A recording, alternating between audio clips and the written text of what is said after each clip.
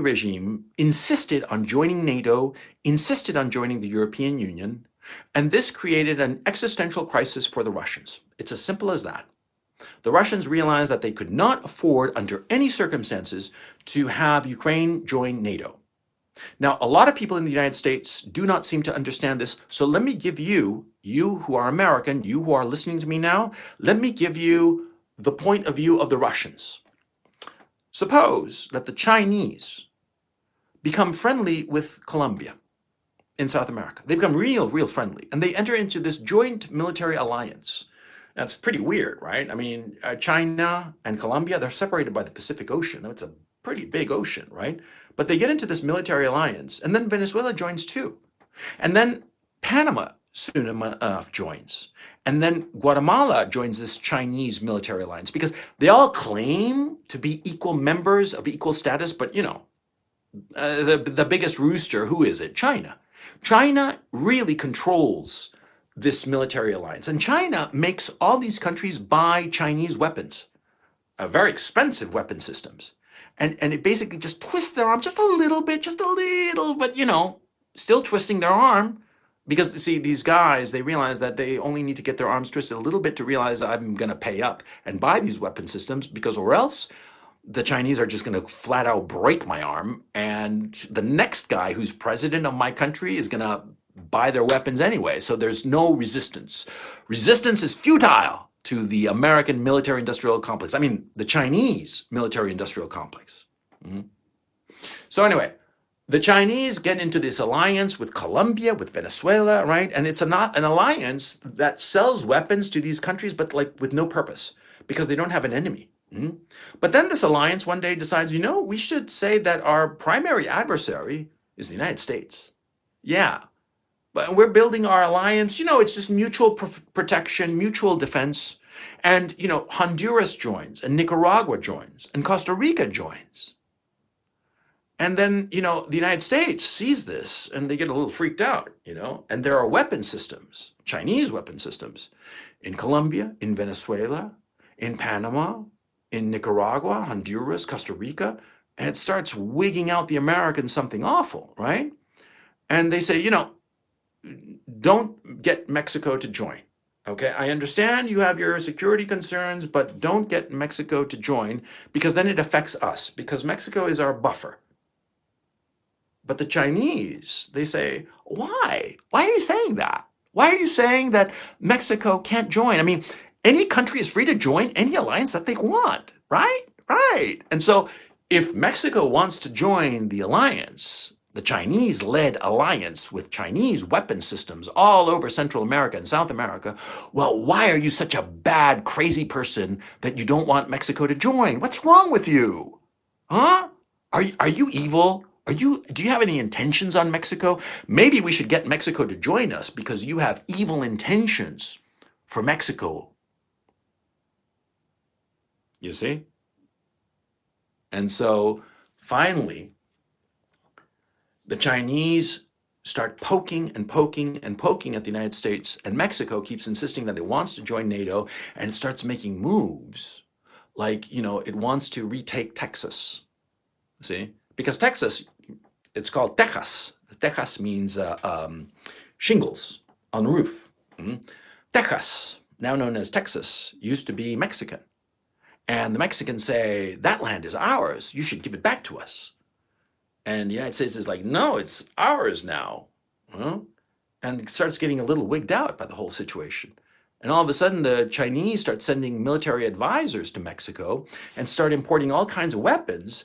And the Mexicans start amassing an army right on the border with Texas, right across from the Rio Grande. And the Rio Grande is not a particularly wide river. It's a hop, skip, and a jump to cross it. I mean, migrants cross it every day, right? And so all of a sudden, the United States realizes, holy shit, these fuckers mean to invade Texas and take it from us. So what would the United States do in that case?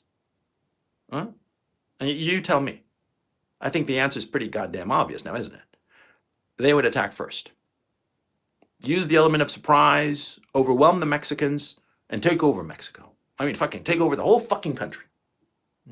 Like that. Take it over because the Chinese are encroaching on the buffer zone of the United States. And the United States can't have that. The United States cannot have nuclear missiles, 10 miles away from San Diego. It just can't happen. It's not going to happen. And so the Americans invade Mexico.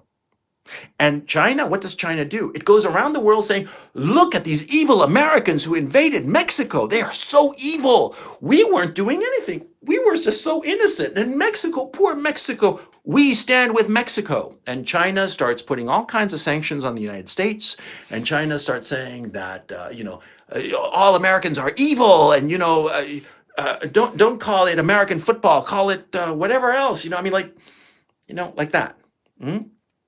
And start demonizing not just the American government that orders this invasion, not just the soldiers, the American soldiers that invade. No, the Chinese and their proxies around the world start saying that the Americans are evil, all American people are evil, and that they should be kicked out of their country, they should be persecuted, they should be treated like garbage. What do you think the American reaction would be? Do you think that the American people would just say, okay, well, sorry? No, they'd be like, fuck you.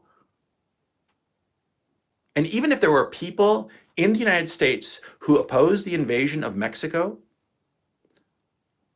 well, after this persecution, after all these Chinese sanctions against America and American people and American businesses, all this hysteria from China against the United States, against American people, well, the American people, even if they disagreed with the policy of invading Mexico, they'd rally around the flag because they'd realize, holy shit, these guys really hate our guts. These guys want us dead.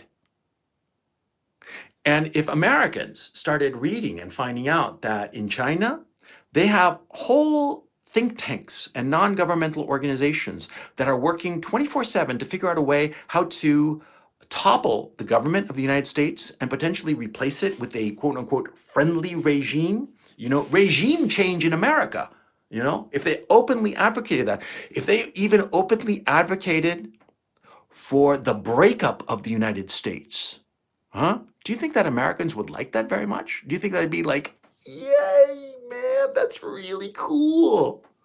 Do you honestly think that, that the United States would be like so happy to think that the Chinese want to just, go into America and break it up into maybe 3 or 4 countries, and they wanted to deindustrialize it so that the Chinese could go into America, deindustrialize America, and take all their natural resources for their own companies, their own factories, their own industries.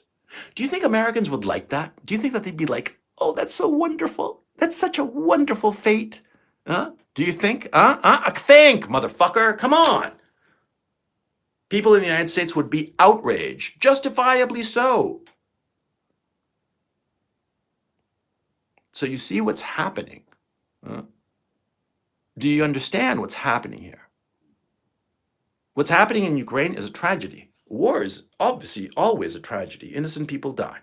Innocent people die, and cities are destroyed, and it's horrible. I'm not denying that, on the contrary. And what is happening to Ukraine is horrible. It's horrible by any measure. And I'm right in the middle of it, so I know what the fuck I'm talking about, motherfucker. It's horrible. But did it just happen just because? I mean, I've given you this metaphor, or this analogy rather, with Mexico encroaching on the United States. And perhaps now you understand the situation. For the Russians, this is existential. They will fight to the last man to conquer Ukraine. Conquer, capture it, whatever you want to call it. They are going to capture the whole country, and they will die to the very last man to conquer it. Because for them, it's existential. Because they will never allow NATO and its weapon systems to be in Ukraine threatening Russia. And from their point of view, it is, do or die now. For America, it's no big deal. It's like Ukraine. It's fuck all, far away, right? But the Americans don't seem to understand this, or their arrogance or hubris, or the other possibility is that they are being manipulated by certain interests that do not have the well-being of the American people in mind. They don't have the best interest of the Ukrainian people in mind even. No. people like Kolomoisky, or people like Victoria Nuland, people like Wendy Sherman, people like Anthony Blinken. Anthony Blinken is the Secretary of State in the United States. That is basically, for those of you who are not American, he is the Minister for Foreign Affairs. Wendy Sherman is one of the principal negotiators. She's an Undersecretary of State, I believe. I forget her exact title, but she's the point person insofar as dealing with the negotiations with the different countries around the world. And Victoria Nuland is a very influential figure who engineered the coup d'etat in 2014 that overthrew the Yanukovych government and installed the Petroshenko government. And she is somebody who is the point person for Eastern Europe. Now, all of these people are with Kolomoisky in the sense that they all agree in the ultimate goal.